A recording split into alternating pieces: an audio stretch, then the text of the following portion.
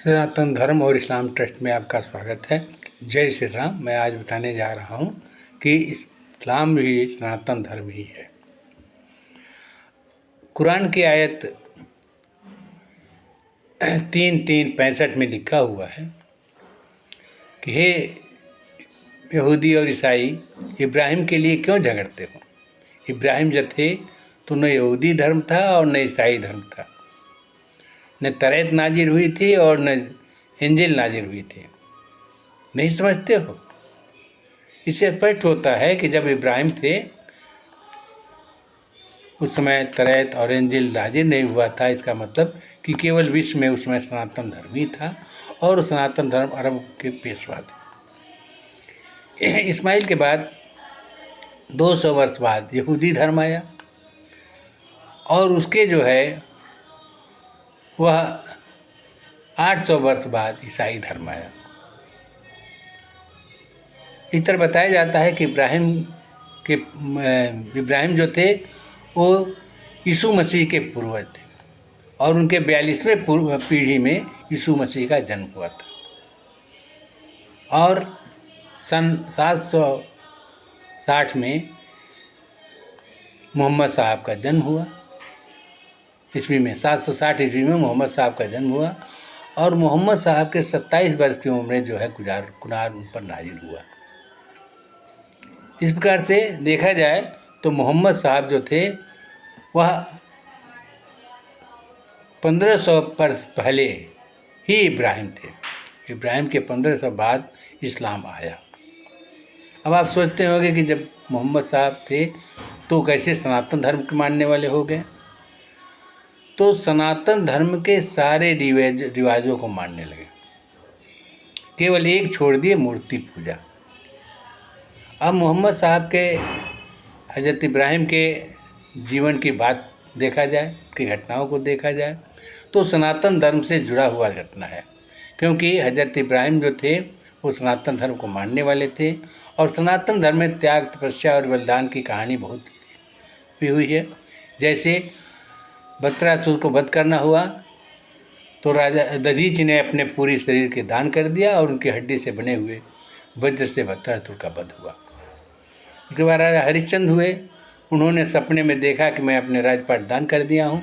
गुरुदेव को बुलाया और उन्होंने संकल्प करा दिया कि मैं राजपाट दान कर दे रहा हूँ। गुरुदेव ने कहा दान तो दे दिए, लेकिन दक्षिणा कहाँ से देखो, दक्षिणा तुम्हारे पास कहाँ है, दक्षिणा दो। तब उन्होंने अपने पत्नी को बेचा, अपने को बेचा। इस प्रकार से सत्य की परीक्षा में वो सफल हो गए और अंत में वो स्वर्ग को चले गए। उसी तरह राजा मोहरध्वज हुए। मोहरध्वज ने अपने लड़के को कुर्बानी दी। उन्होंने आरा से पति पत्नी दोनों मिलकर के काट करके और त्रिशी के बाग को जो है वो भोजन के लिए दान कर दिए।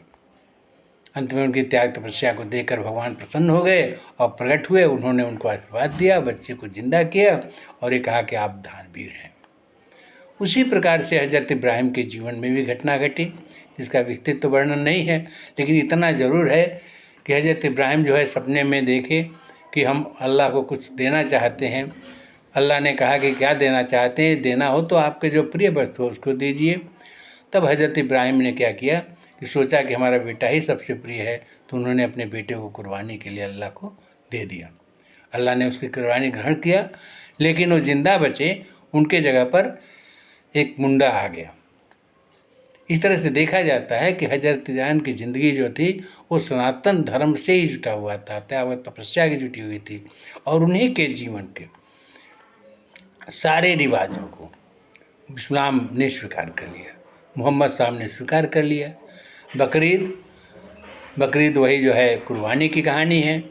दूसरा जो है जमजम का पानी, वो जब छोटे अवस्था में थे, बचपन में थे, तब वो पर्वत पर गए और वहाँ उनको प्यास लगा, पानी का अभाव था, पैर से लगने लगे, रोने लगे, तो उनके पैर के रगड़ने से पानी जो निकला वो जम रुक जा कह करके उनकी माँ ने बोला और वो पानी जो है आज भी वहाँ पवित्र जल माना जाता है। उसके बाद सफ़ा मरवत पर जो है फेरे लगाने की रिवाज है, आज भी लगाया जाता है, जो 1500 वर्ष पहले चला आ रहा है। और उसमें जो है क्या नाम है, ईद, बकरीद, रोज़ा, ये जितने भी त्यौहार थे उनके हज़रत इब्राहिम के, वो सारे हज़रत इब्राहिम के रिवाजों को मोहम्मद साहब ने मान लिया, लेकिन केवल एक मूर्ति पूजा को उन्होंने स्वीकार नहीं किया। आप सोचते होंगे कि सनातन धर्म में जो है वो 3 विधा है, एक जो है निराकार ब्रह्म, दूसरा साकार ब्रह्म, और तीसरे वेद पुराण गीता और रामायण के लिखी हुई बातों को मानना है।